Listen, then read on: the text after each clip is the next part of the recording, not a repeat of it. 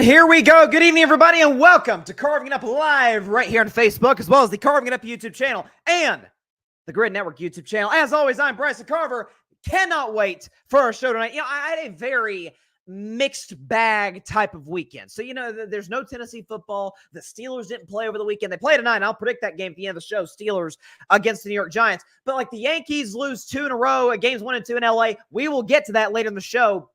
On the Dodgers side, as well as inept managing decisions by Aaron Boone at the end of Game 1, as well as this discombobulating feel of the New York Yankees in Game 2. Must win for them tonight in Game 3. Get to that later in the show. Also, going to talk about the gift keeps on giving, those New York football Jets. We'll talk about them in about 12 to 15 minutes. I'll tell you what, this is going to be. Let's just say you might want to stay tuned for that, because this is going to be I went on plenty of Jets rants. This, I'm hoping, will be at the top of the list. Also, play of the year so far, Washington Commanders, Chicago Bears, best ugly game of the season, no question about that. Jaden Daniels, Hail Mary to Noah Brown to win the game. Talk about it for Chicago, why I think this could be signs, maybe, of a team of destiny. Dare I say it? Team of destiny? Can we say that? 8 games in with the Commanders and a beat-up quarterback doing what he did. Talk about them. Shoot, what else we got? I got to talk about a host of other games around the National Football League. Week 6 NFL recap. We'll touch on the Chiefs going 7-0, the Lions being 5-1, and 6-1, and smoking everybody. I cannot wait for today's show. And we got a lot to talk about. My man Jeff's already in the comments. I know he's hyped up. He's a big 49ers fan, so he's pleased with what he saw, I imagine, last night. He says, "What's up, Bryson? Going to be a great one, bro." Well, that's the goal. That's the goal every show, is try and give y'all the best that I can give you. And believe it or not, I may be the Dak guy, but I'm actually about to come after Dak in just a moment. So you might want to buckle up your seats and get ready to go for a big-time show. Here we go. But first, let's talk about the Dallas Cowboys because, why not? How about them Cowboys? Yeah! They lost to San Francisco 49ers 30-24 last night in a game that was, I think, a lot closer than most of us thought it would be. San Francisco with a dominant third quarter, looked like they pretty much stolen the game away. But then the Cowboys get a near interception, almost got a pick 6 off Brock Purdy. But then Dak and the Cowboys gets a prevent defense, go down, score. Dallas gets another stop. The Cowboys go down, score again. Cowboys get another stop, and props to Brock Purdy. I may be hard on the guy, but I give props where it's due. Hit on his blind side, okay, and somehow manages to hang on to the football, so kudos to him. Could have been a game-deciding play right there, and kudos to Brock Purdy for not turning the football over. And Dallas has the ball in their hands. To me, this is the story of the game, folks, because we'll get into the talent gaps, but it all kind of ties into this moment, is that I have been the Dak Prescott guy, I think, in all media of all sorts, of all sizes. I've said for years that I think he is a fantastic quarterback who has been held down by the worst organizational structure in professional sports, not to mention the roster isn't horribly talented. But as I say all the time in the show, 2 thoughts that can simultaneously seem to contradict one another can be true. Believe it or not, that can actually be the case. On one hand, it is true that coming into this game, the Dallas Cowboys were this. They were bad at basically everything. They couldn't stop the run, couldn't stop really anything defensively. The team scored a lot of points on them. They couldn't protect. They couldn't separate. It is a mess. On that hand, yes, Cowboys are a bad football team with a massive talent gap. I mean, I was watching that game, and with San Francisco missing McCaffrey, missing Ayuk, Deebo Samuel's hurt again. I'm watching this game and still like, yeah, if you take the 10 best players in this game, San Francisco has like 8. At best, 7, if we're going to be kind, but it's more likely 8.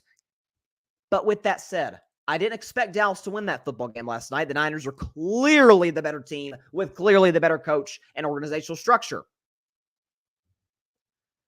But when it comes to Dak Prescott, who frankly has not been that good this year. I love Dak, but I got to keep it real. He hasn't been that good. We'll go into the numbers in just a moment. Here is my primary disappointment in Dak, because we can show you, shout out Alfred Parstar Jr., put together some great graphics as always. Here was Dak last year when he was awesome. 36 touchdowns, 9 picks, passed for about 265 yards a game, completed darn near 70% of his throws, pass rating of 105, QBR 0 to 100 of 73, which is excellent. And Dak was amazing last year, which is why I'm hard on him this year, because I watched the Dallas Cowboys last year. I watched the Dallas Cowboys this year. You know my takeaway is in both seasons? Yeah, they're not that good. They're really not that talented. CeeDee Lamb is out of this world great. Micah Parsons, now who obviously wasn't there last night, any given Sunday can be the best player in the field, but it depends on the Sunday and it depends on the matchup. But he can be great. There's no question about it. Trayvon Diggs, who got cooked last night by George Kittle, generally pretty good. Not in a great season, but generally pretty good.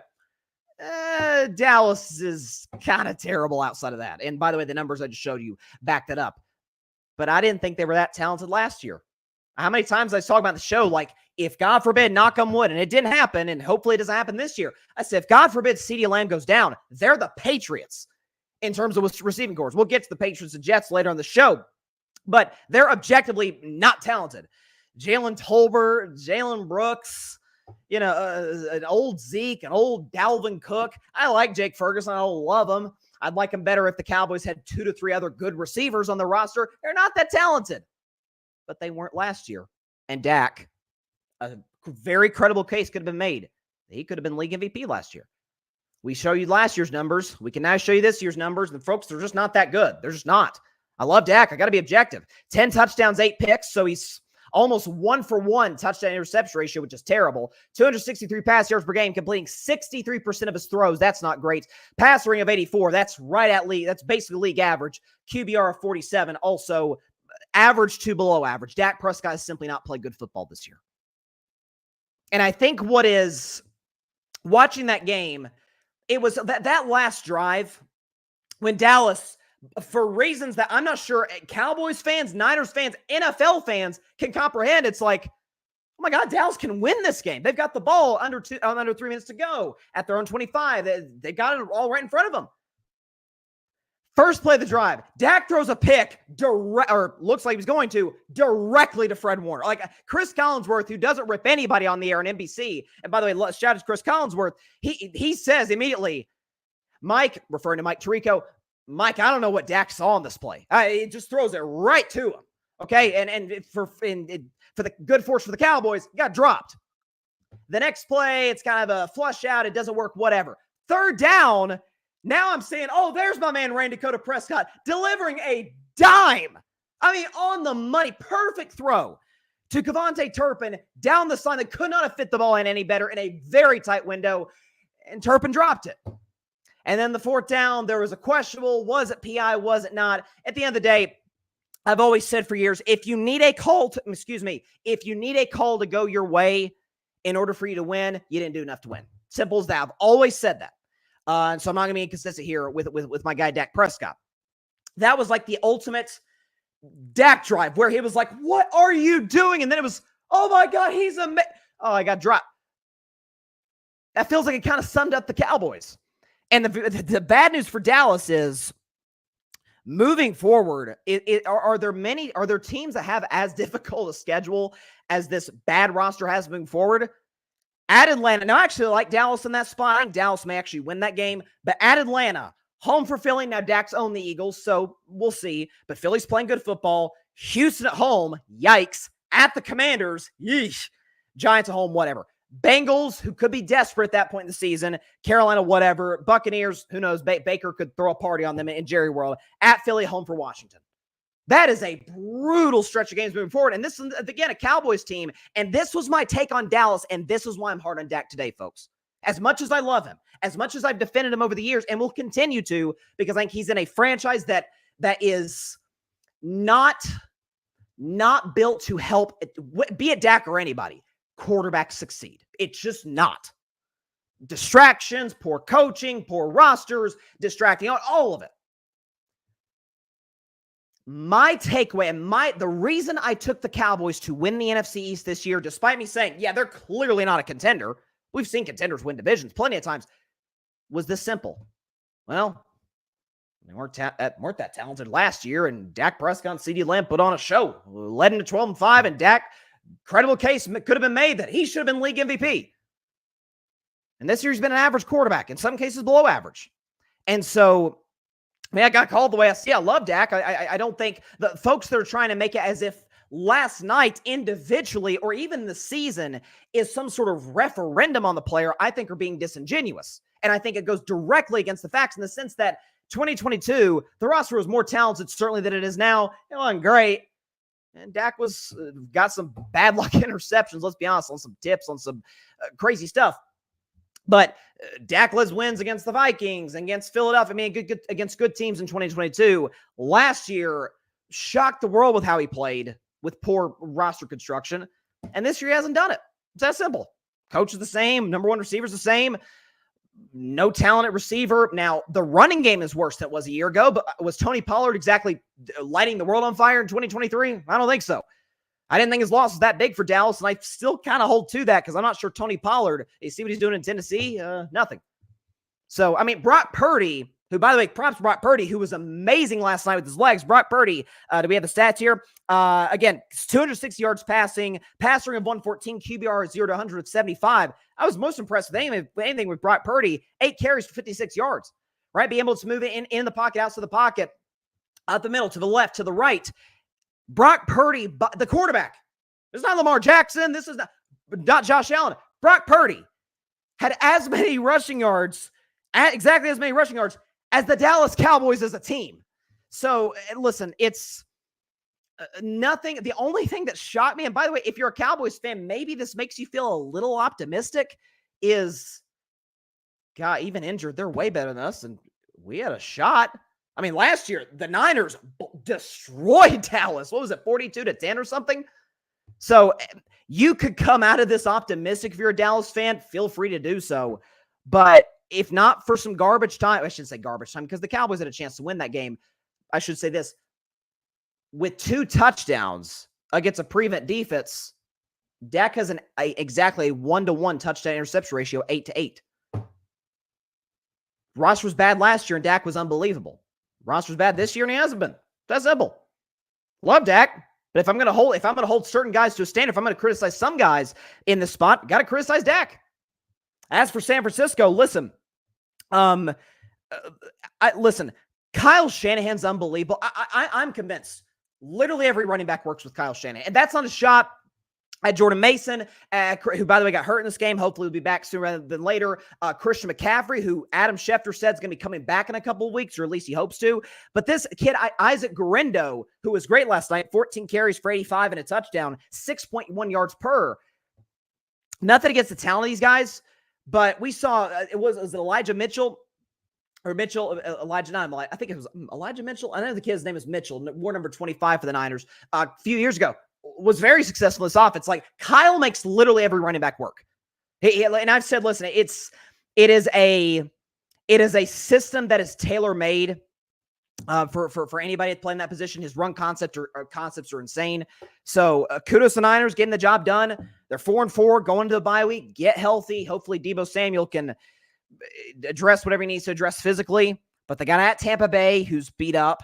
They got a home game against Seattle. They should win that game. We saw what they did at Seattle. Then they got a big game against Green Bay, Buffalo. So that's going to be a big 2-game stretch for them.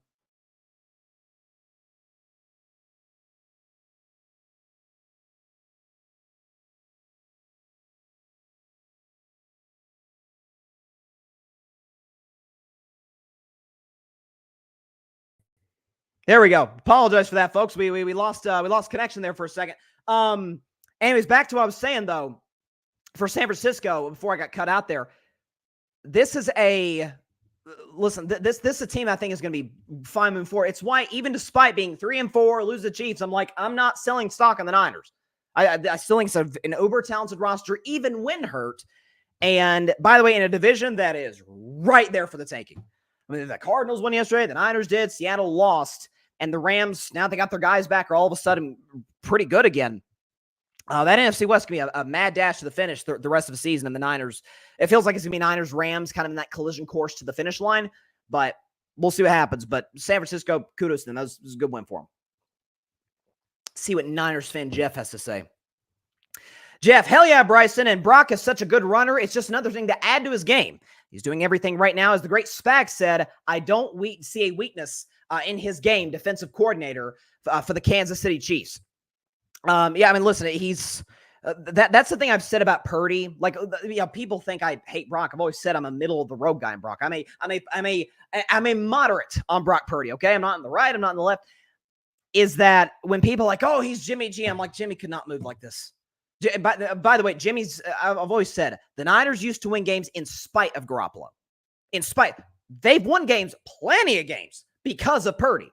And even if he's not necessarily the reason they won, he's certainly been one of the driving forces, whereas that wasn't the case with Garoppolo. He couldn't move like Purdy. And he's a much better fit because of his mobility for the Shanahan offense.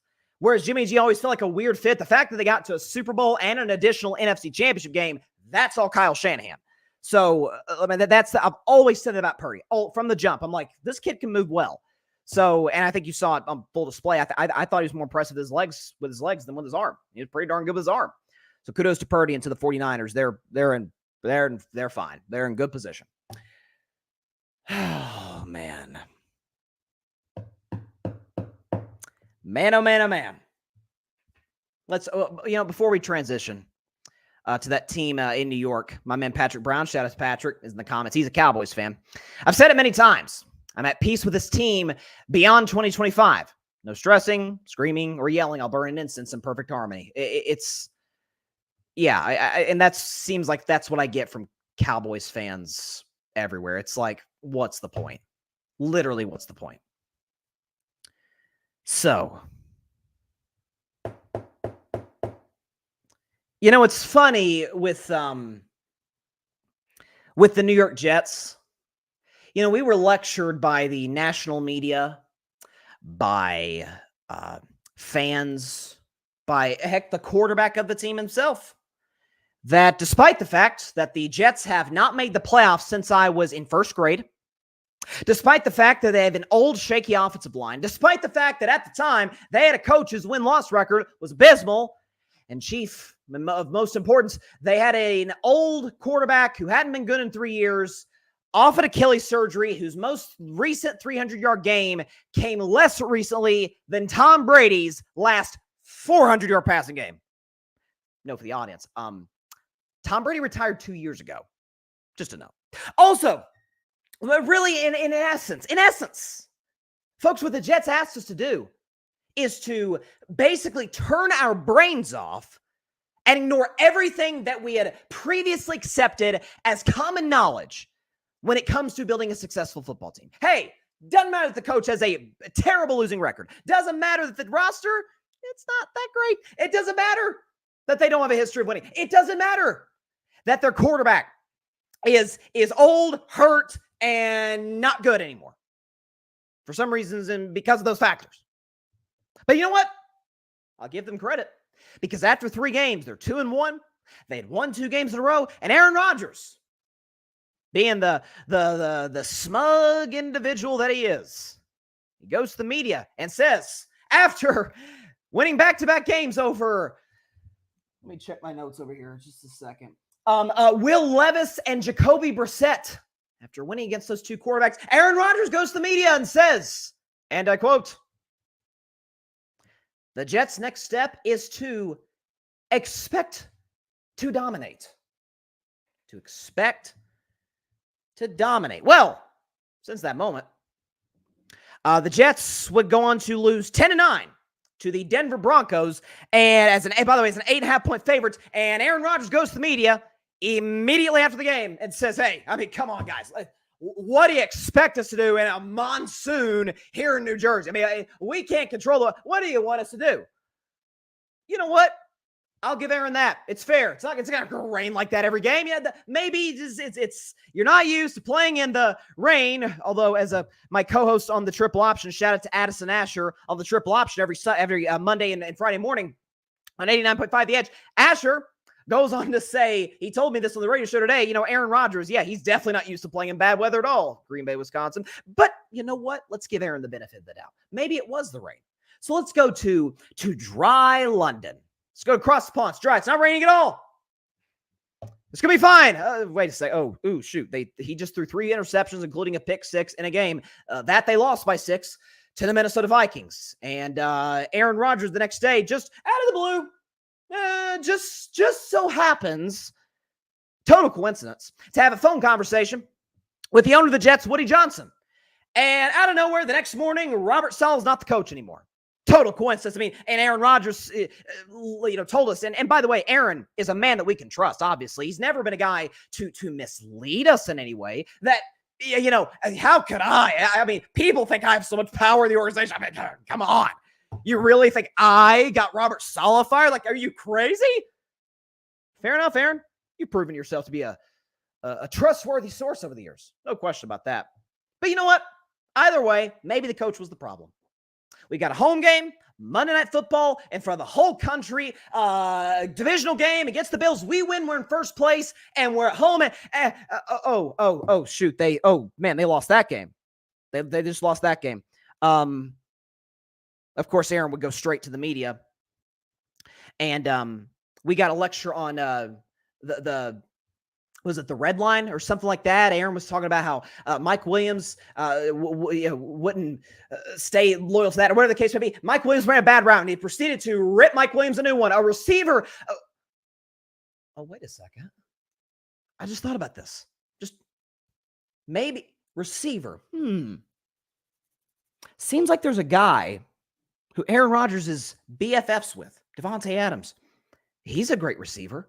Maybe that's the problem. Maybe the issue is Aaron does have his best guy throwing passes to in the world. Let's get him in the building. We're going to get Devontae Adams, and we are going to go on the road to Pittsburgh, PA, where we are going to be favored on the road, despite the fact the Steelers have a winning record. We're going to get the job done. And, that big addition, Devontae Adams, they scored 15 points, and they got shut out in the second half. But Aaron Rodgers, very intelligent individual. He went to Cal after all. Diagnosed the source of the Jets' problems. You know what, guys? It's actually not weather, coaching, or bad routes. You know what the issue is with us? We just don't have enough fun. We don't play with enough joy. Joy. They lost to the Patriots. Playing plenty of joy. Aaron Rodgers is the guy we know. He's not like he's a person who has become famous over the years for looking into the camera when somebody else screws up, i.e. Michael Scott on The Office. Go to New England as a 7.5-point favorite and lose to at the time, the one-win New England Patriots, who many argue were the worst team in professional football. And Aaron Rodgers, who, by the way, can we show Aaron's stats in this losing streak? Because I just don't know that much about football, but that doesn't look good. Maybe I'm crazy, but those stats don't look impressive.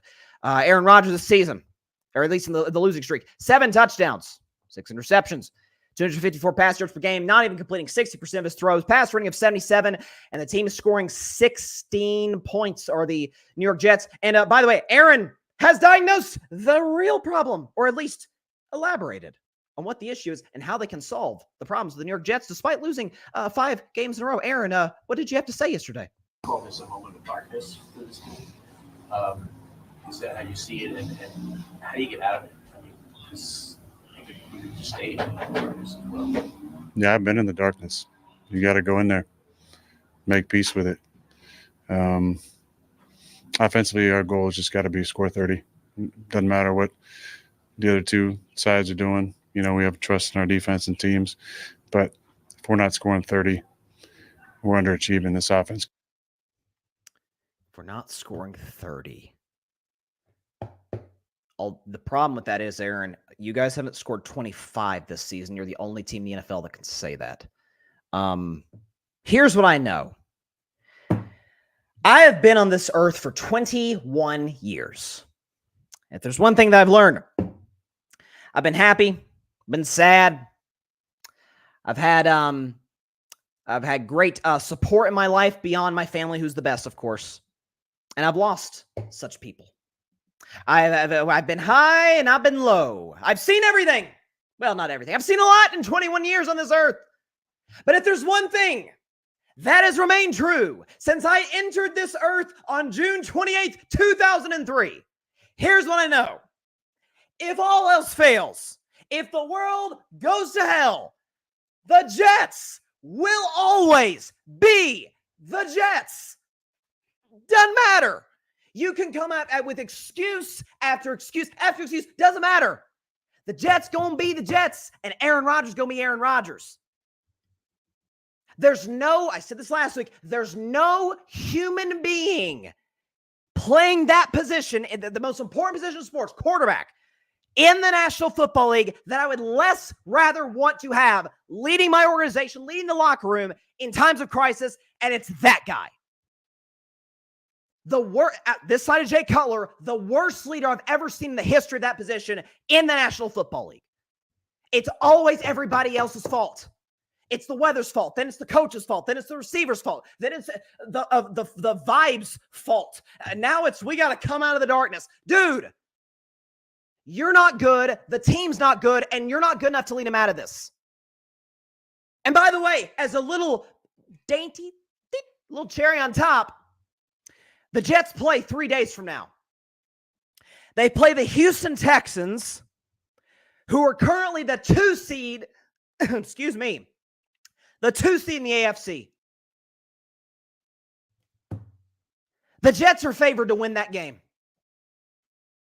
A team that has lost 5 games in a row is second to last in the AFC standings, playing the second best team in the AFC standings. Somehow, some way, they're favored. I don't know if it's because Vegas, the betting public, the media at large is petrified to criticize this guy out of fear that the all-powerful Aaron Rodgers would dare come after them. Guys, could we cover this team for what they are? Listen, I said before the year, and I caught a ton of flack from some Jets fans and Aaron Rodgers apologists, that this was this had 7-10 written all over it. Even I may have overrated them. I mean, is there a scenario where the Jets win 5 games? Is there a scenario where they win 5 games this year? I have gotten sick and tired of the media covering this team, and Aaron Rodgers in particular trying to gaslight us on the idea that this team is nothing more than what they've always been, the New York Jets. They've declined defensively since firing Saleh. Their offensive line has gotten worse by the week. Devontae Adams was never going to do anything because he's not working with the same quarterback he did 3 years ago. Unbelievable. I'm floored at how this team is covered on a weekly basis. They're bad. Folks rip Dallas, rightfully so, by the way. But screw Dallas. Everybody knows Dallas is below average.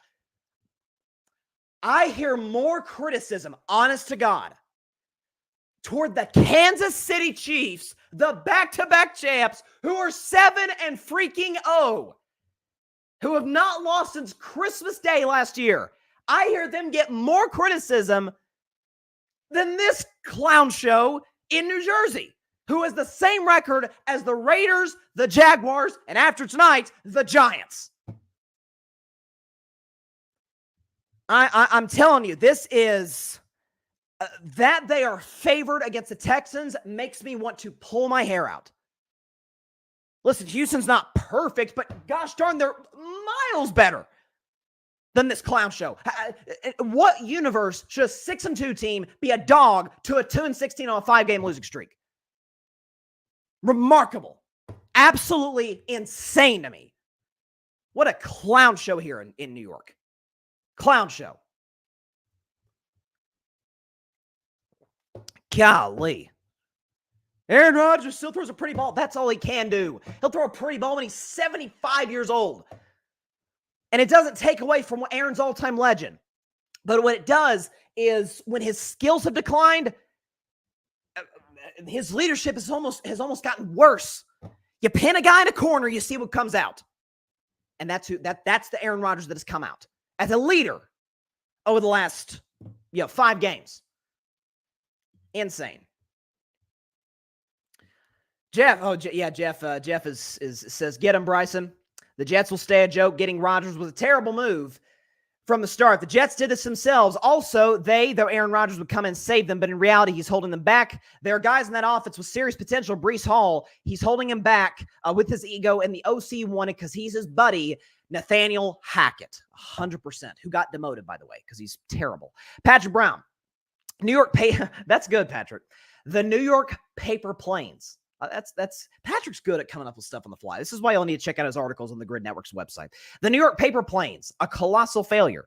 The season was over when he and Tay Adams were flexing on Pat McAfee like it's going to take flight. Typical Aaron Rodgers on-brand script. A darkness retreat? You done messed up, Aaron. Gosh darn it, I forgot to get that soundbite on the show today. Make peace with what? Again, this goes back to him missing mandatory minicamp to to kick it with King Tut. Oh, and talking about running for vice president, I'll tell you what, Patrick's on a roll right now. Listen, Patrick's about as fired up as I am. Jeff, damn right, Aaron never takes accountability and always throws teammates under the bus at the microphone, and now he started looking at the damn camera after he makes the bad throw like it's the wide receiver's fault. No, it's my sister's a diehard Packers fan. This used to drive her crazy about Aaron. She loved Aaron. But this used to drive her crazy. We used to joke about it. Like, I'll do my best Aaron Rodgers facial impression. Like if Aaron could throw a deep ball and maybe him and the receiver are on the same page, and he'll just stick his hand in his hips, exhale, and have the presence of mind to know exactly where the camera is, and just shake his head. It's like this guy's unbelievable. Patrick, just like the Michael Jackson Thriller gif. Oh, the one with he's eating the popcorn. I'm just here to eat popcorn and read the comments on Aaron Rodgers. Green Bay is getting the last laugh. You've said that for a long time, Patrick. You're 100% right. Jeff, and after tonight, not much of a spoiler alert. Some dumb person on the Giants just call out TJ Watt. WTF you doing, kid? Yeah, that's not smart at all. Green Bay is having more fun with Jordan Love and a mature team who's having more fun winning, whereas New York is losing in darkness. He's trying to be like a darn philosopher. Wouldn't have been something for content purposes. I wish RFK had picked him and stayed in the race so that we could have gotten, imagine it's JD Vance, Tim Walz in the VP debate, and midweek, Aaron Rodgers got to tell Todd Downey, the offensive coordinator, Jeff Ulbrich, the interim head coach, and Woody Johnson, and Joe Douglas. Hey guys, can't take practice day. Got to go debate Tim Walz and JD Vance. That would have been, unless we know, VP debates don't hold nearly the same amount of weight as presidential debates. That would have been compelling television. So darn it, RFK, I wish you'd have picked this guy, because that would have been freaking hilarious to watch. It really would have, and just created more distraction with Steve. But you know what? Kudos to them. Like I said, the Jets 2 wins versus Jacoby Brissett, who they lost to yesterday, and Will Levis. I'm impressed. We'll be back in a minute on Carving Up Live, talking about the Washington Commanders with the play of the season thus far, and why, dare I say, team of destiny? You never know. Be back in a minute on Carving Up Live. We're just getting started here, folks. Stay tuned.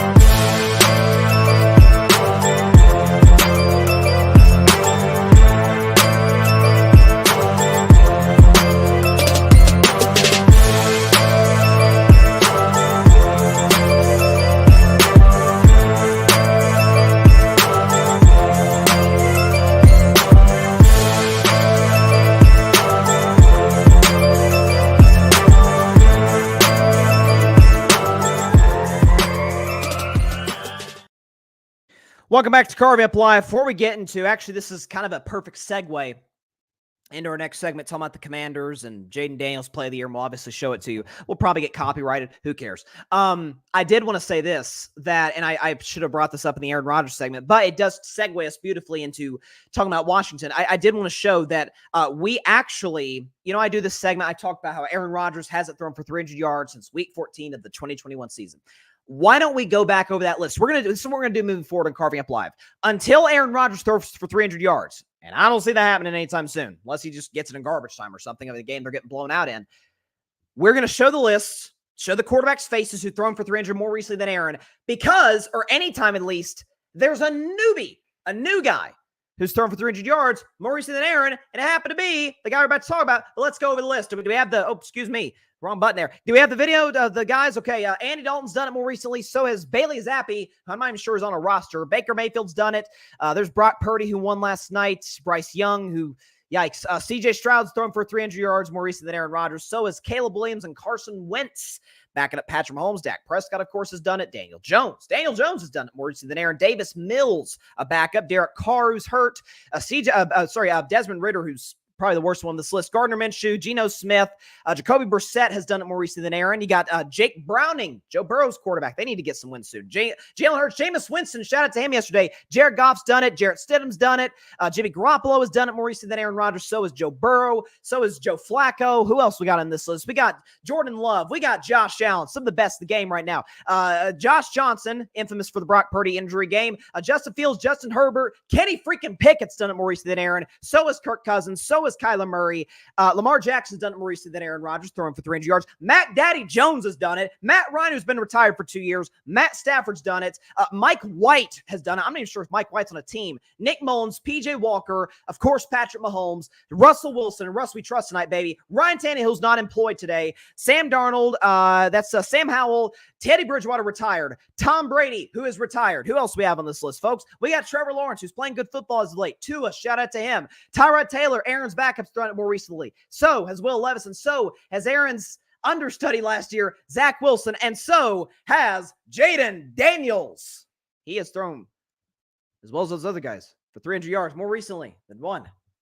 Aaron Rodgers. So let's talk about Jaden Daniels, but before we say a darn word about that man, let's show. We may get copyrighted. Who the heck cares? Let's show the play of the year that gave Washington a come from behind. Ugly win, but a win is a win is a win against the Chicago Bears. Take it away, Jim Nance. Comes down to one last play,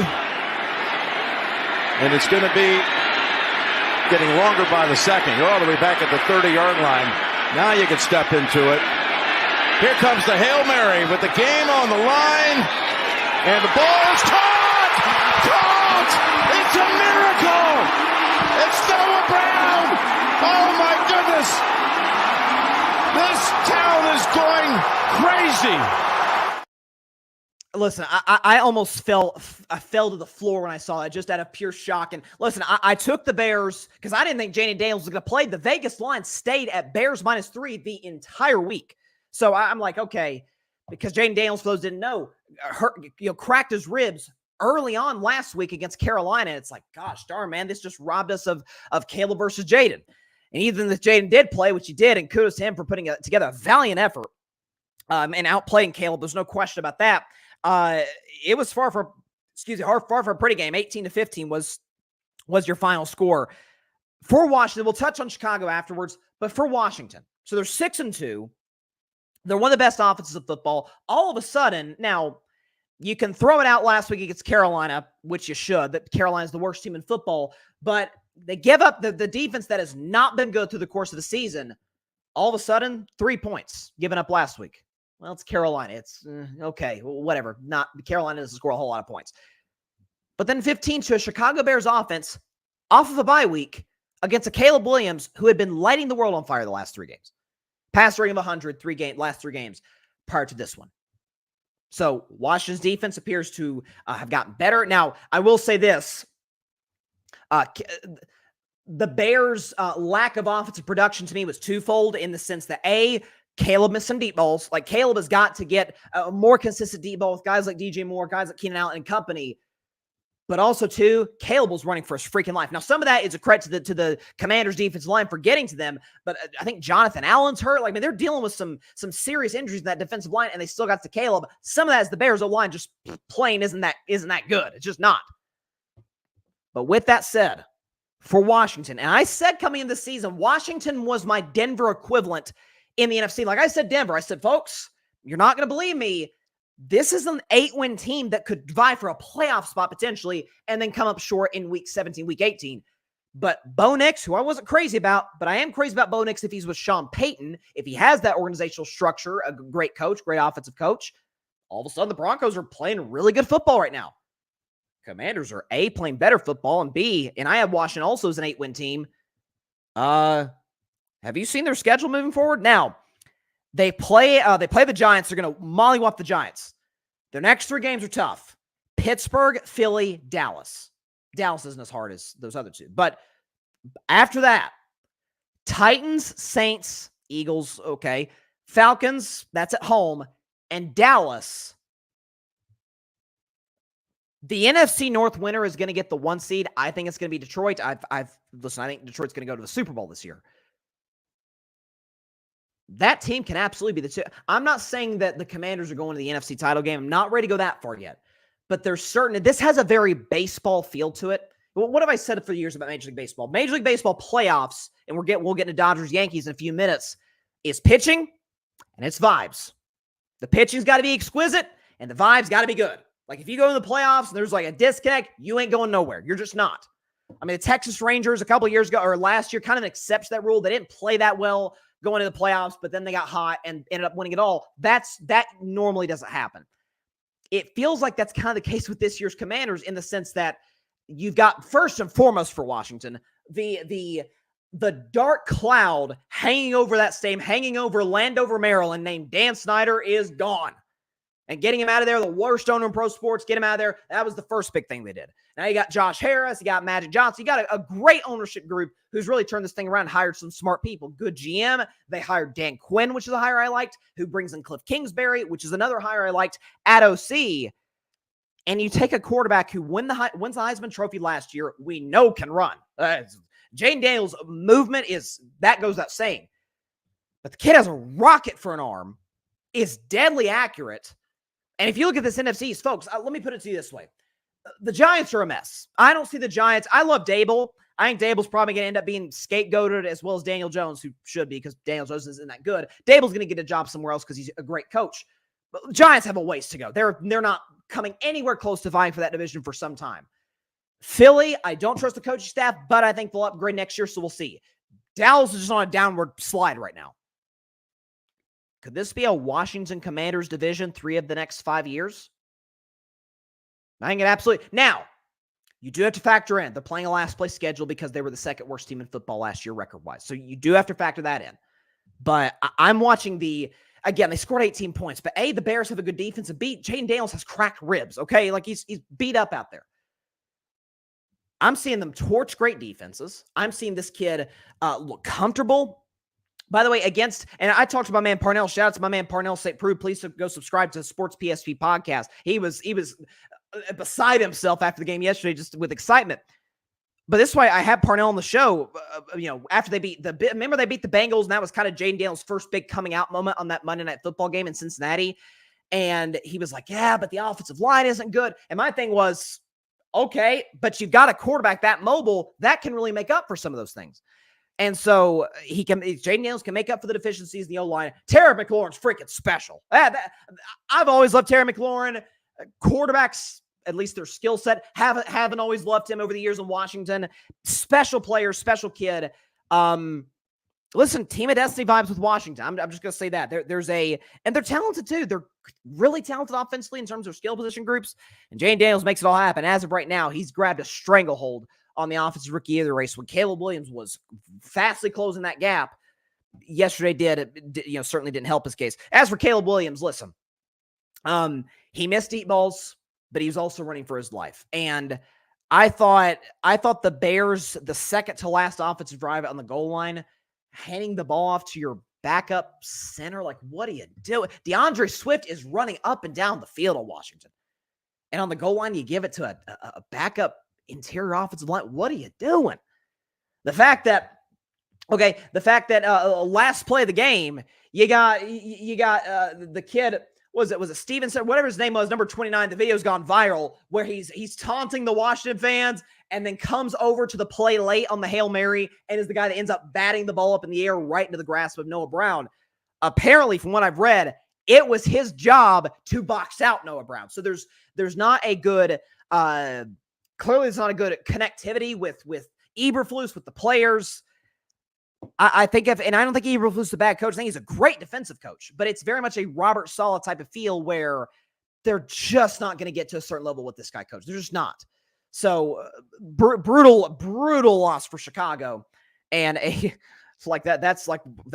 Is that one of the greatest moments in the history of the Washington Commanders? I mean, seriously, especially lately. I mean, what has it been 20 years since they won a playoff game? Like that was they've suffered through a lot over the last couple of decades. Good for Washington fans, no question about it. Jeff. Nice job, Stevenson, talking about 29, who, by the way, got cooked by McLaurin all day. I don't know why he was talking to begin with. Incredible. Patrick, non-NFL topic. The Lakers are bringing me joy right now. Florida State and Dallas. It'll let time pass away to go along with writing articles. No question about that. Check out Patrick's articles coming down the pipe. Detroit can easily finish 14-3 or 15-2. It's time for it's a foregone conclusion by week 17. They'll rest their starters. Week 18. Now you're talking, Patrick. Your guy, Hendon Hooker. He's not Hendo Cinco anymore because I think he wears number 12 now. But Hendo Cinco will make his first NFL start. I can't wait. I can't wait because with Ben Johnson, now Ben Johnson's probably going to be coach next year.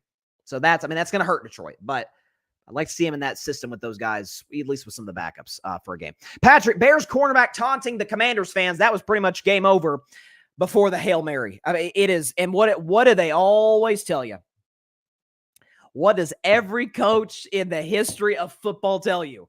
On a Hail Mary, you're not a football player, you're a volleyball player. Knock it down. Instead, it was Dum 29 comes in after taunting the fans, popping that thing up, and here's Noah Brown like, look what I found. Here we go. I just won the game. Crazy, crazy stuff. Listen, it was a weekend in sports with great finishes all the way around. We just talked about Washington. Let's talk about the LA Dodgers. Well, before we even do that, first and foremost, we got to get this out of the way. The Yankees lose. And then the next night, what do they do? The Yankees lose. I love it. That's nothing like, and even Pop, by the way, Poppy even did that after game 2, which was great. It pissed Jeter off. A-Rod didn't like. I loved it. Get him, Poppy. With that said, Clash of Titans. New York Yankees, Los Angeles Dodgers, the most anticipated World Series. You can make a case of the 21st century. You can make that case. By the way, the ratings thus far are bearing that out.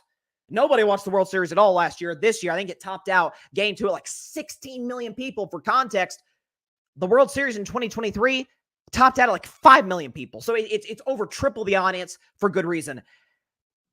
As great of a sports finish as one can humanly imagine, other than if this were to literally win the championship, Freddie Freeman, I think we've all seen it by now, the bases loaded, bottom of the 10th, Dodgers are down 3-2, you're down to your last out, and Freddie Freeman did this.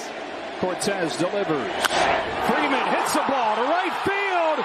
She is gone! Gibby, meet Freddie! Game 1 of the World Series!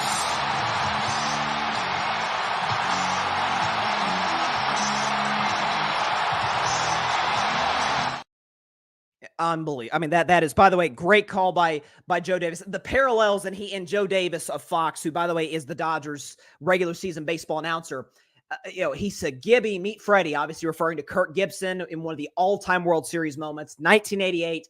I think that was bottom of the 9th instead of bottom of the 10th against the Oakland A's. The great Dennis Eckersley, beat up, by the way, hits the go-ahead homer into right field to win game 1. Freddie Freeman beat up, in this case, bottom of the 10th, walk-off grand slam. By the way, first walk-off grand slam in the history, over a 100-year history of the World Series, into right field. By the way, as a little cherry, by the way, Kirk Gibson's homer was called by the Dodgers announcer, Vin Scully, on national TV. Freddie Freeman's homer was called by the Dodgers announcer on Fox, Joe Davis. And his little cherry on top, both home runs came LA time at 8:37 p.m. on the dot. Like it was like meant to be. So for the Dodgers and for Freddie Freeman, first of all, it's this is a guy. I mean, Freddie Freeman is one of the most beloved players in baseball anyway. This man's gone through a lot in his life. He lost his mother at a young age. His I believe it was his son, if I remember correctly, his child a few months ago had something going on medically, fighting for fighting for their life, and Freddie Freeman's had to take time away from baseball to be with his family, be with his wife. I mean, this is a guy who is in his family by his life, been through a lot of adversity. Atlanta Braves fans revere him as they should. Dodgers fans, same way. In this, he was already a first ballot Hall of Famer. He's an MVP champion in the past with the Braves. That all but cemented it. Like that's the moment. If you say Freddie Freeman, they'll go to that one. That's the all-time moment. That's what he's going to be remembered for most in Cooperstown. But as a human, Freddie is a 15 out of 10. He's as good as they come. By the way, basically all of these guys this World Series, all the stars, certainly. Shohei's a good dude. Mookie Betts, Aaron Judge, who we'll talk about in just a second, because I did want to say that about Aaron Judge before we get into him. These guys are good dudes. So it's an all-time moment for the Dodgers, and kudos to them for getting the job done the very next night, riding that emotional high and hanging on the ninth inning for a Game 2 victory to go up 2-1. But on the Yankees side, let's start with Game 1 and how that ended, or really how we got there to begin with. I have said, feels like for going back actually to like the 2020 World Series. Remember, my baseball fans will know this. Game 6, 2020, ironically, the Dodgers were involved, and Blake Snell, pitcher for the Tampa Bay Rays, is unhittable. Dodgers hitters could barely make contact off this guy. And I believe it was 6th, 7th, 8th. It was later innings. Kevin Cash, manager for the Tampa Bay Rays, because he gave up, I think, a base hit or something, takes his red-hot pitcher out in a must-win game. You lose this game, you lose the championship series, or the World Series. Takes him out. Dodgers go crazy. Mookie hits a dagger homer in the ninth, and the Dodgers go on to win the title. I've said two things relating to that, and it certainly relates to this. A, whenever you're thinking about making a decision, always take this into account, especially when it relates to sports. Does the other team want me to make this call? Like, put yourself in the mindset of the other team, and you're in a certain spot. Do they want me to make this call? If the answer is yes, probably don't make that call. Either stick with what you got or go to something different. Secondly, I've always said this about analytics, because you got folks that are all in on analytics and folks that hate analytics and hate nerds in general. I've always said you have to use analytics. You cannot win in 2024 in sports if you don't use them. They cannot drive every decision that you make. They can't. The numbers by themselves cannot coach the games. And the fact that Garrett Cole, who I thought was outstanding through 6 innings, 1 run earned, 4 hits giving up, 4 strikeouts, only threw 88 pitches. I mean, Garrett Cole's not going to pitch till Game 4 at the very earliest, and all like the Game 5, which, assuming there's going to be a Game 5, that's on Wednesday. That's almost a week off. That's 5 days off from pitching. Give him 110 if you have to. Garrett Cole was great. So the fact that Aaron Boone, takes him out in the 7th inning, blows through his bullpen, and then when it's all said and done, because he's blown through relief pitcher after relief pitcher, it's down to Nestor Cortez, who has not pitched because of injury in basically a month. And that's the guy. Now, folks are saying, why did Aaron Boone why did he intentionally walk Mookie Betts? It's very simple. If Mookie Betts, a right-handed batter, does what Freddie Freeman does, hits a walk-off home or even ties the game with a base hit against Nestor Cortez, everybody's killing Boone. You left your lefty in to face a righty. What are you doing? You should have faced Freddie Freeman. He's beat up. It's the fact that Nestor Cortez was in the game to begin with. Walking Mookie was the right call. No question about it. So you're playing the matchups. It's that they took Garrett Cole out so early that Nestor Cortez was in that spot. And you saw in Game 2, Yankees looked dead offensively. It reminded me so much. Me and my guy Barry Grant Jr., shout out to him, great friend of mine, All Even podcast host. Barry was riding the money, and he said what I was thinking.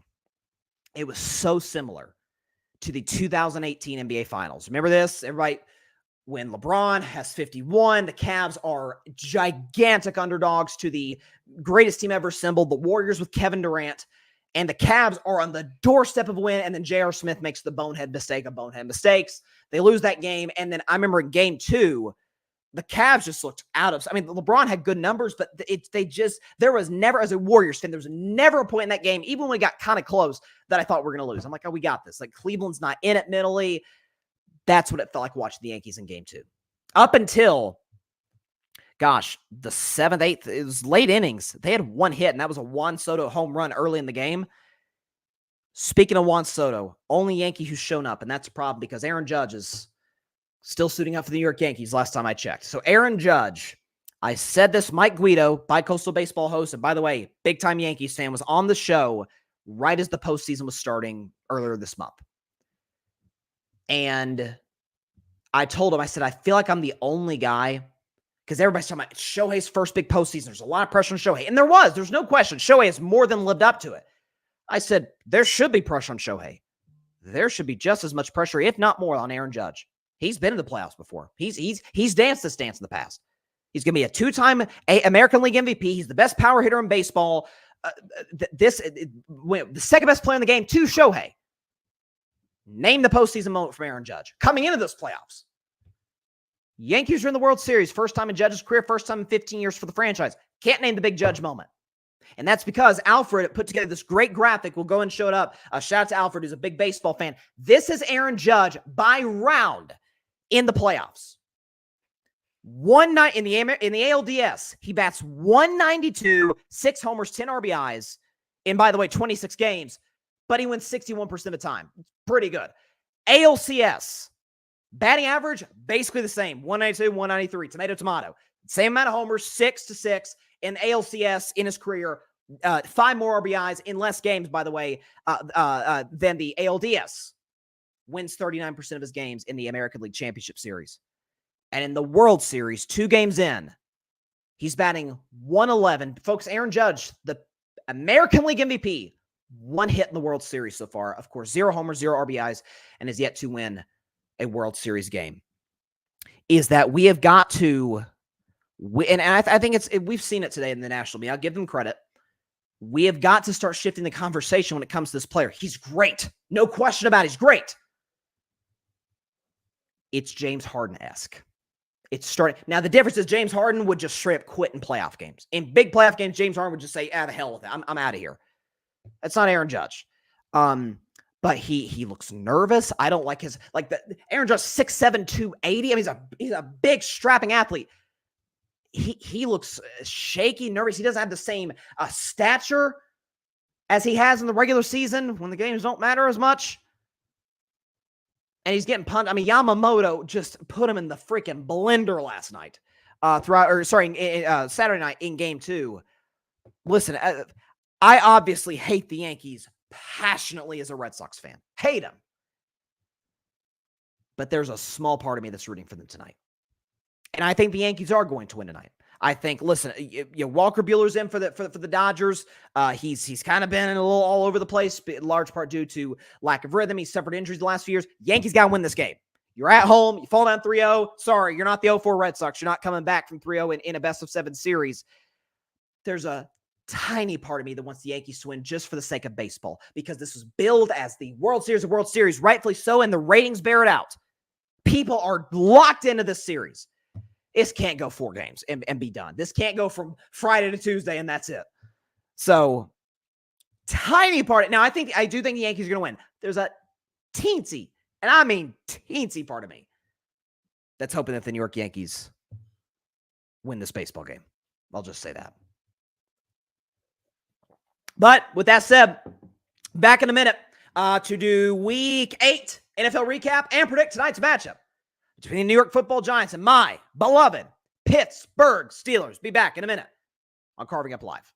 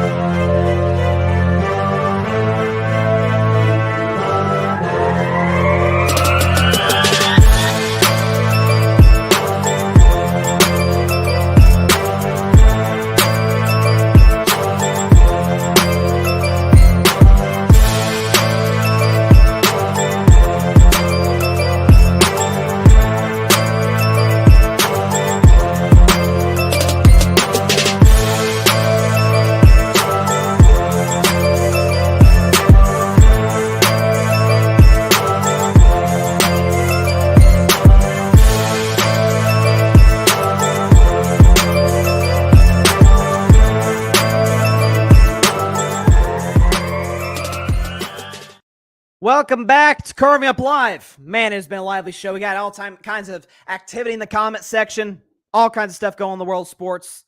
Again, tiny part of me, and it's minuscule, folks, that is pulling for the Yankees just for the sake of baseball.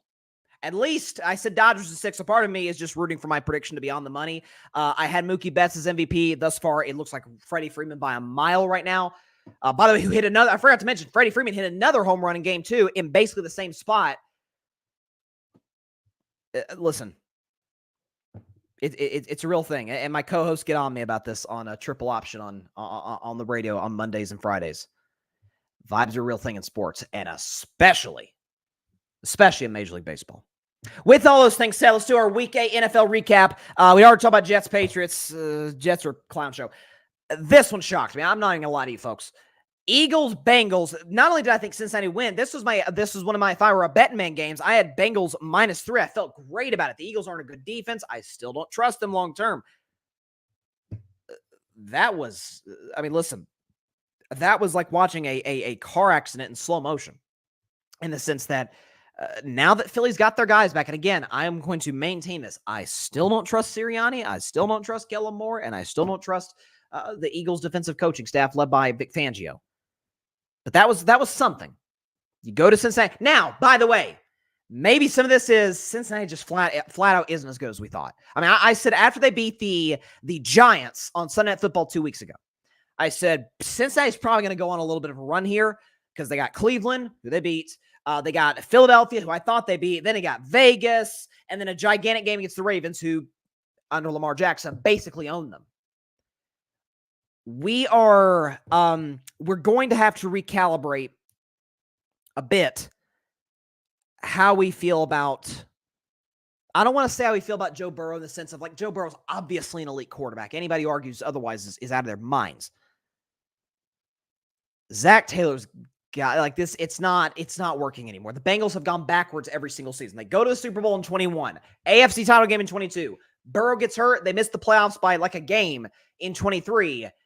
And then in 24, they're 3-5 and have, I mean, listen, especially if Pittsburgh wins tonight, they're not winning the AFC North. So kudos to Philly. And Jalen Hurts, A.J. Brown were had it going. I think A.J. Brown, Devontae Smith had it going. My bad. And Saquon Barkley continues to be, along with Derrick Henry, the two running backs, two of the best acquisitions in the NFL. But Philadelphia, 3 straight wins. Still don't believe in them. I still don't. Don't trust them long term. But I was quite an impressive win on the road against Cincinnati. Oh, I was so close on upset of the week. Gosh darn it. Packers, Jaguars, 30-27. Green Bay wins back-to-back weeks on a walk-off field goal. Listen, I said on upset of the week, I said, listen, Green Bay is coming off a solid win against the Texans, but they looking ahead to those Detroit Lions, who we'll touch on in this Week 8 recap. I said, Jacksonville, look at Trevor Lawrence's numbers his last 3 games. Playing pretty well. And if you look at Trevor, by the way, against a defense that had been previously balling, Trevor Lawrence, my man, 21-32, 300 passing yards, 2 touchdowns, a pretty ugly interception. Other than that, he was great. QB yards 0-179, a pass rating of 104. There's something about Trevor in the second half of the season. He starts to get it rolling. Now, bad news for Jacksonville. They lost Christian Kirk for the season with a broken collarbone, which, praying for him. I hope he's okay. That's a devastating loss. I still like Jacksonville's weapons. Tank Bigsby. You got Tank Bigsby. You got Brian Thomas Jr. from a wide receiver LSU. Every year they put out a guy who's just outstanding. As the Packers, Jordan Love got hurt in this game. Malik Willis had to finish the game off and delivered a beautiful throw to Jaden Reed to put this game on ice and obviously end up winning it with a field goal. It looks like it's kind of iffy up in the air if Jordan Love's going to play against Detroit. My guess is that he is. If he does, man, what a matchup that's going to be in Week 9 to see who's leading a stacked NFC North. Speaking of the NFC North, and speaking of those Detroit Lions, Dan Campbell, what'd y'all do? Kneecap.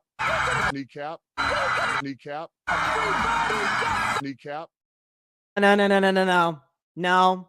Wasn't just that. What'd you do, Dan Campbell? Kneecap.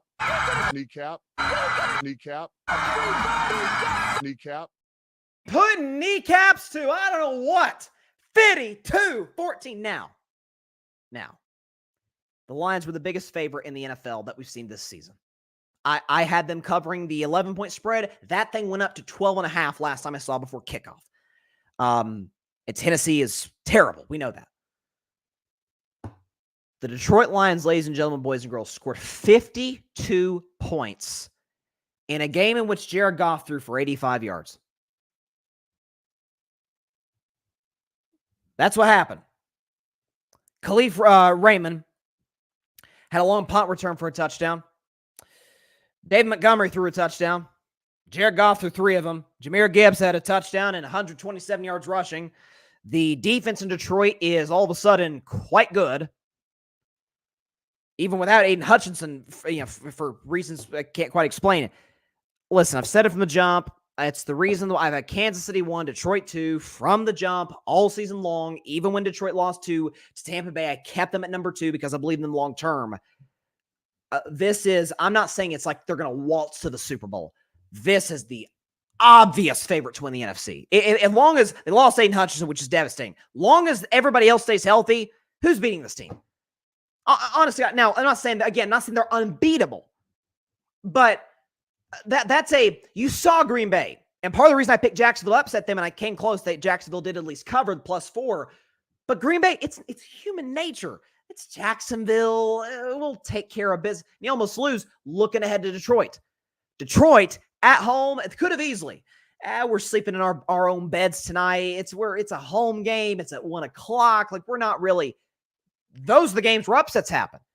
And they, from the jump, just took care of Tennessee immediately. And this, clear. Dan Campbell has them ready to play every week. They got the best offensive coordinator in football in Ben Johnson. They're the most loaded offensive football in the running game with the receivers. Goff is good with the great pocket, which he's going to get most of the time because the Lions have the best, no question, offensive line in the league. And all of a sudden, their defense, coached by Aaron Glenn, is doing a great job. And by the way, Jeff, and he's right, and the Titans defense is actually very solid. Yeah, it is. They dropped half 100 on their heads.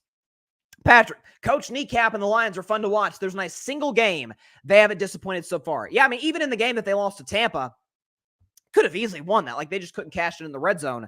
Other than that, they've been outstanding. Falcons taking out Tampa Bay, 31-26. Tampa Bay bringing back those god-awful creamsicle uniforms. People seem to like them from what I've seen on social media. People like them. I think they're awful because it reminds me of those Buccaneer teams. What they lose back in the day, like 26 games in a row. Back in the day, I think it was like the 80s, 70s or 80s, something like that. But Tampa's 4-4. I'll tell you, it's just a devastating last week for Tampa. Lose your top 2 receivers. It's been brutal. But Atlanta took care of business. They got Dallas this week. Kirk Cousins, by the way, 4 touchdown passes and a pass string of 145. Kirko doing his thing. There's a part of me that kind of likes Dallas against Atlanta this week. I think for their limitations, there's some matchups that Dallas can maybe exploit. Cardinals beating the Dolphins. I did have Miami winning this game, but I thought Cardinals +4 was the smart bet, just because of the fact Tua hasn't played since week 2. Arizona's been playing well. They've been good in close games. Kyler Murray, couple tuds, leading yet another game-winning drive. Did it against the 49ers, did it against the Chargers on Monday Night Football, and then does that in Miami. Dolphins are in a tough spot. I don't imagine. I didn't have this team making the playoffs before the season. Certainly now with Tua missing as much time as he did, praying the best for his health that it holds throughout the rest of the season. But Arizona right now tied for first place, ladies and gentlemen, in the NFC West. The Cardinals, I said they'd be a 4-5 win fun team. Put up a lot of points. Kyler would be exciting. Martin Harrison Jr. would be exciting. They're good. Jonathan Gannon has them playing good football. Like, kudos to the Cardinals. They're again, I said from the start of the season, they're a fun watch. They really are. Jeff, Bryson, the trade deadline's coming up. Who is somebody realistically you would want the Steelers to trade for? In my opinion, I would absolutely love Tutu Atwell for you. Oh, excuse me. That's actually not bad. Extremely fast wide receiver you can add to your depth. So quickly, and then we got to move on. As far as the Steelers look, I love the kid we drafted in Michigan. Roman Wilson, the wide receiver, loved him at Michigan. Love that we drafted him. They just put him on IR. Like, the kid just cannot stay healthy through his rookie season. So hopefully he still come back and give us an impact. Ironically, Jeff, Deontay Johnson is reportedly on the trade block from Carolina. Now, I don't love Deontay as a good locker room guy, I don't. I'm trying to think around the NFL. Who would be a good fit? Let me look at the team super fast because now you got me thinking.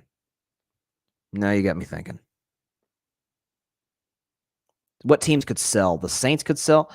I mean, they're probably not going to trade Chris Olave. That's probably not realistic, but it's a thought. Let's look at some of these teams that are going to sell. I mean, could you get what's his name? Jacoby Myers from the Raiders. That'd be a nice get.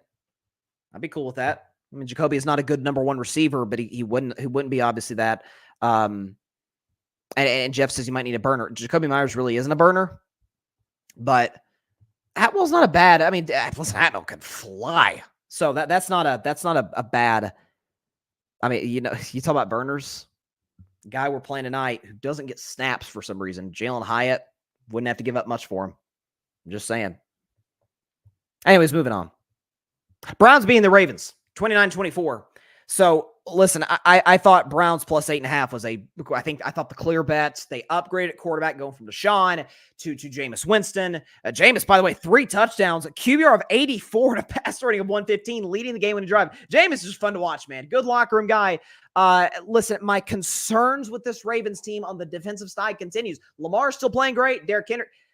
I've said from the jump at those first couple games against Kansas City, especially against the terrible Raiders, Baltimore's pass defense might be the worst in football. Like, they give up a ton of big plays. This is a Browns offense that just lost Amari Cooper, trading him to the Buffalo Bills. So I'll tell you what, if Cleveland hadn't done Cleveland things and signed that perv to a long-term extension or a long-term contract, had it been even a Jameis Winston, we saw last year with Joe Flacco, this will be a playoff contender. I think right now, though, for Cleveland's they're 2-6. It's kind of too late, especially in that division. But thank you, Jameis Winston. Really helped the Steelers with that win. So don't root for Cleveland much, but yesterday I kind of was. So helped the Steelers. Texas beat the Colts 23-20. Houston's now 6-2. Somehow, someway are underdogs to the terrible Jets. Anthony Richardson. This is a kid I didn't really like him at all as a prospect. I loved him as a kid. I think he's mature. But 2 things. A, comes out of the game in the second half because he's tired, because he's out of breath. Like, you're I don't want to sound, harsh, but you're a professional athlete. Like, I don't know if I've heard of that, especially mid-season. A guy, or at least a quarterback, asking, and Anthony Richardson moves a lot, but coming out of the game because you're tired. That's a new one for me, folks. And by the way, I never thought I'd see a quarterback less accurate than Tim Tebow. Turns out another quarterback from the University of Florida Gators. Bums. Tebow and Richardson aren't bums. Florida is. Who wore number 15. Anthony Richardson, this is hard to believe. 10 for 32. This guy is to use a baseball analogy, he's like a barely a 200 hitter whose home runs leave the stadium. I mean, it's when he hits you with the long ball, it's like, oh my God. This guy misses misses throws that I could see high school quarterbacks making. Honest to God. I think almost most quarterbacks worth their salt in college football can make some of those. He's missing the easy stuff. So the Colts are in a rough spot. Like, there's people saying, oh, they should go to Joe Flacco. Joe Flacco's better. He is better, and they would maybe be a playoff team with Joe Flacco. But you kind of have to see what you got and let it go the rest of the season. If this continues, you got to move on from Anthony Richardson. He's raw. I understand. But Steichen's a great coach. It's a great receiving core. Like, the Colts have a nice roster offensively. This dude should not be going anywhere near 10 of 32. It's terrible. Chargers beat the Saints. They should have. The Saints benched their quarterback. Justin Herbert suffered thank God he didn't get hurt. About as dirty of a hit to his lower body as you'll ever see. That guy should get suspended. Thankfully, Herbert's okay. Bills blow out I thought this was going to be a closer game than it was. I did take Bills to cover it, but I thought it'd be close. 31-10 over Seattle. Josh Allen was fantastic. Finally threw an interception for the first time this season. I'm not going to beat him up too bad. I've been on Josh for his interceptions. 1 pick through 8 weeks. I'm not going to be too rough on him. Already talked about Commanders, Bears. Panthers, Broncos. The Panthers are awful. The Broncos have a really good defense. Bo Nix is developing well. That's about what you saw. Chiefs, Raiders. Final game, Chiefs, Raiders. The freaking backdoor cover. Darn you, Gardner Minshew. But Chiefs win 27-20. Mahomes was really good. QBR 0 to 100 of 88. He did have a rough, bad look interception that got tipped at the line of scrimmage. But Kelsey was great, 10 catches for 90. Again, DeAndre Hopkins only 2 for 29, but you saw them use him early in that game, get him touches. He's going to get more and more incorporated into this offense. I mean, what do you want me to do with the Chiefs? They haven't lost since Santa Claus came to town last year. I mean, what do you want me to do? It's the best team in the AFC. Each week, it's the Ravens. The Ravens lost 3 games and can't stop a nosebleed. It's the Bills. I don't know. Josh Allen went, what was it, 9 for 30 against the Texans? Maybe the Texans are the next team, but then again, Vegas thinks that they're going to lose to the Jets. So, what do I know? What do I know? Last game, last topic. Before we get out of here, we got a big game tonight. Guys, let's go and get the background music. The New York Giants and my Pittsburgh Steelers. In this game, Pittsburgh favored -6 at home against the New York Giants. So, listen, here's what we know. Daniel Jones is the single worst primetime quarterback in NFL history. I think his record is like 1-14 or something in primetime games. He is terrible. Doesn't win, doesn't play well. Daniel Jones is not going under the bright lights. The lights can be bright, and not only that, in Pittsburgh, PA, if there's one thing that franchise does well, it is defense, and that's putting it mildly. Got the best defensive player in the game in TJ Watt. The Giants' offensive line without Andrew Thomas, like this is going to be a long night for Daniel Jones. Now, on the offensive side, the Steelers' defense is going to eat the Giants' offense alive. On the offensive side for the Steelers, though, here's what I'm going to be watching, because as bad as the Giants are, yeah, they're 2-5, their quarterback situation is bad. If all else fails for the Giants, folks, they've got a really good defensive line. Really talented. Pittsburgh's O-line struggled. Even last week against the Jets, in that first half, they got some serious pressure on Russell Wilson, who we know with Justin Fields, who, by the way, Fields is inactive tonight. He's going to be the emergency quarterback if, God forbid, 2 guys in front of him go down. But this is part of the reason, and I ended up being wrong for at least one game, that I was like, hey, keep Justin Fields in, is if protection fails, he can move. He can at least save you and maybe get you a couple yards for what would be a 6-yard sack for Russell Wilson. This offensive line for Steelers against the Giants' defensive line is going to be something to watch throughout the course of this football game. I think the Steelers, as time goes on, Tomlin, the offensive coaching staff, Arthur Smith, will make the necessary adjustments. Maybe leave Pat Freiermuth in to chip, or maybe like a Connor Hayward, maybe a Washington, a guy like that, a tight end, to chip these guys. I think George Pickett's going to catch a touchdown. I think the Steelers' offense is going to be very methodical, not a ton of big plays. Mike Tomlin knows he has the advantage basically everywhere other than his offensive line versus the Giants' D-line. There's not a scenario I can honest to God see, unless Russell just throws 4 interceptions, that the Steelers lose this game. I'm going blowout, -6. I think the Steelers defense is going to score a touchdown this game. I really do. Steelers 27, Giants 10. The Steelers obviously cover the 6 points there and win 27-10 and go on the bye week with really good vibes, 6-2 at the top, the second best division of football, the AFC North. My Steelers 27, the New York Football Giants 10, and the Steelers will complete a nice little back-to-back W stretch at home in primetime, by the way, against the god-awful Jets and the terrible New York Giants. Jeff, Jermaine Illuminor, Giants right tackle, said, I want to be on an... Oh, my gosh. He did not say that. He said, I want to be on an island with TJ all day, one-on-one. Buddy, I don't think you... This is Jeff. Buddy, I don't think you realize that after Watt already has 2 sacks on you in the first quarter, the coach going to feel real bad. Real bad for you and give you some help. Oh, yay. I know there have been some pregame trash talk coming in this game. Yay. Nonetheless, Steelers going, bam, lay the hammer down. Now, by the way, Pittsburgh's got Jaden Daniels in Washington in Week 10. That game's in Washington in 2 weeks, November 10th. So that'd be a big game for the Steelers coming out of that bye week. Thank God they are coming out of the bye week. And then I think they got the Ravens right after that. So this is you got it. The schedule for Pittsburgh, like not bad early and freaking brutal late. And by the way, I was looking at it saying, well, at least the Browns games are easier than I thought they'd be. Oh crap, Deshaun's out for the year, and now you got Jameis in there, who's inconsistent, but Jameis is still really good. So you go. Steelers got a rough stretch to the rest of the season. Win this game tonight, put you in good position out of the bye to beat the Washington Commanders. And with that, That is all the time we have for today's show. Appreciate everybody stopping by, as always. Be sure to catch Carving Up Live on Wednesday at 6 p.m. Eastern, 3 p.m. Pacific time. We may have a World Series champion, potentially. I hope the Yankees lose. I truly do. For the sake of baseball, I hope it at least goes to 5 games. I think the Yankees are going to win tonight. Let me say 6-4.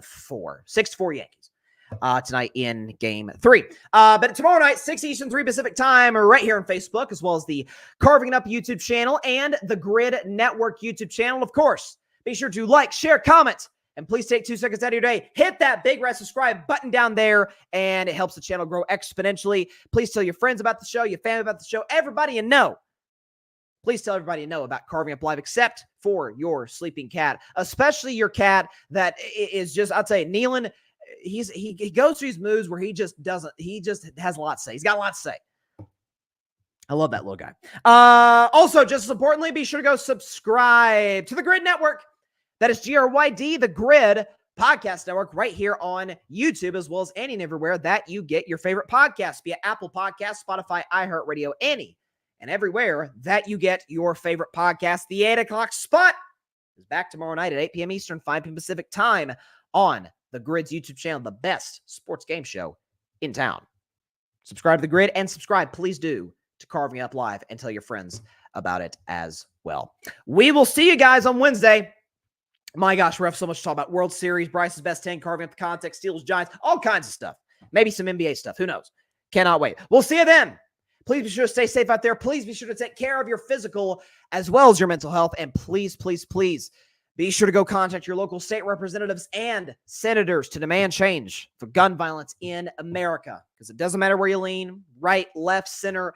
This is an issue that impacts every single one of us on a day-to-day basis in this country. And no matter what anybody tries to tell you, oh, it's not a problem. Oh, there's only one solution to the problem. Both are BS. Both are not true. It's a gigantic problem that needs a number of nuanced solutions to address it. And listen, the election is a week from tomorrow, and there's a lot of early voting going on right now. You love to see it. Americans getting out there, making their voices heard, doing their civic duty.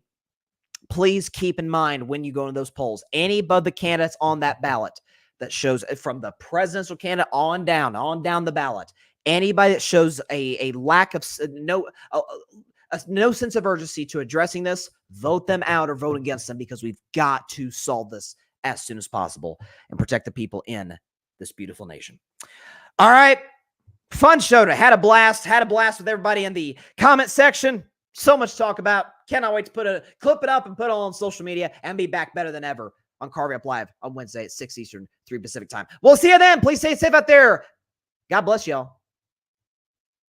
Peace out. Put the hammer down. Steelers 27, Giants 10. Put the hammer down, TJ Watt. Thanks so much for watching the show on YouTube, and be sure to go click that big red subscribe button and check out the other clips and full shows from Carving It Up Live, as well as our other incredible content creators here on the Grid Network.